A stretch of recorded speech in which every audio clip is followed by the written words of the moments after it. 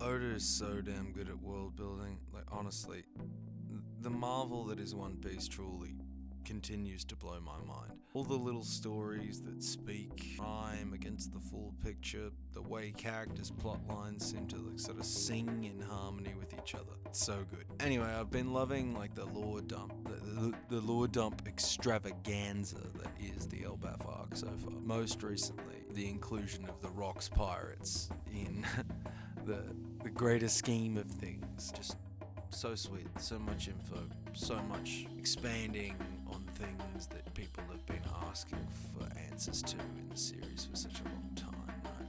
All of the Rocks information. Right? I want to talk about one of the Rocks pirates, Ochoku, because I think it's really interesting and it's fun, and I think it also is a little bit important, right? Ochoku, known to some affectionately in the community as WANG, shout out to Tekking 101, was a member of the Rocks Pirates who was won, so to speak, in a Davy Back fight alongside many of the other pirates who would go on to join the Rocks crew. He's an interesting character to me because, like, after Rocks' defeat, he through some means becomes ruler of Hachinosu, like Pirate Island.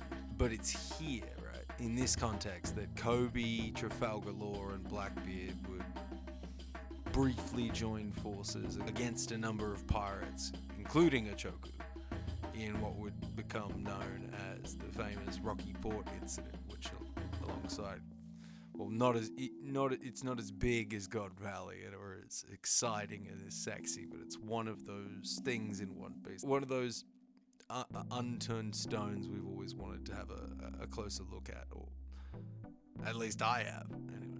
Howdy, Boo here. I create chill videos about One Piece. If you're interested in coming along, discussing theories and all sorts of things, hit the subscribe button. Thanks. Rocky Port is supposed to be a big deal because, of course, it cements the growing appreciation of Kobe, the growing appreciation and support of Kobe as a young hero of the Marines, right? It also gave Blackbeard Hachinosu, and it propelled him forward. It allowed Law to enter the Shichibukai when he went and gathered the 100 hearts of the pirates and presented them to the world government, prior to the abolishment of the 7 warlord system. But still, like, it's a big deal, Rocky Port. Like it may be later on. I don't know. Maybe it's due. Ochoku strikes me as a character who, based on the translations of his title, like pirate guru, or I've seen like prophet sort of thing, can mean like founder of a religious sect or cult, or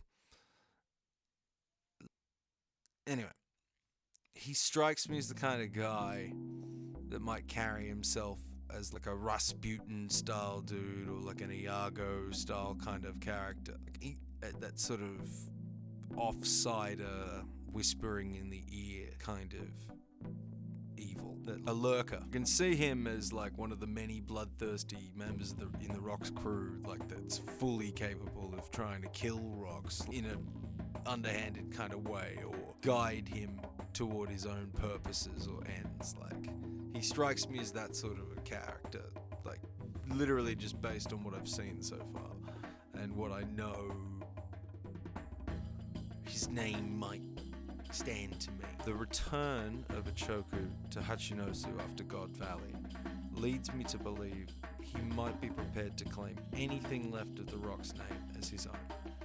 It seems less likely that Rocks would confide in Ochoku or ask him to return to the Beehive, given what we know about the inherent disloyalty amongst the crew in what we've been told over time in the series. It's even crazier to me than, honestly, like, that a member of Rocks' crew is defeated by his very own son. Ever since I saw Rocks stare down Emu and tell him he'd be back, I have wondered if Rocks passed his will directly or indirectly unto his son. How much of Blackbeard's desire for the world is his own, and how much is his father's? So much of their plans are the same. They mirror each other. How far back does this go? What part does being a D-Clan member play here?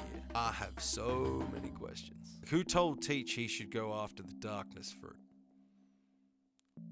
Anyway, if Ochoku gets dropped by Blackbeard, I don't think he's back at the Beehive for his captain, Jabek, right? Unless, of course, he's like trusted by Rocks to do something, betrayed that trust, and Blackbeard had to like put it right somehow to keep a wider plan on track. But like, I'm left wondering, as per usual, what knowledge Teach has about the world government and like what exactly came before. He's been revealed, like Blackbeard has been revealed before by Oda to have a keen interest in historical research, and Blackbeard's ability to plan so well and be one step ahead of everyone like really starts to make sense if you see it as a continuation of Zebek's final plan or his will. Everything falls into place for Blackbeard because it's like a path already trodden with many obstacles already accounted for and like a bunch of options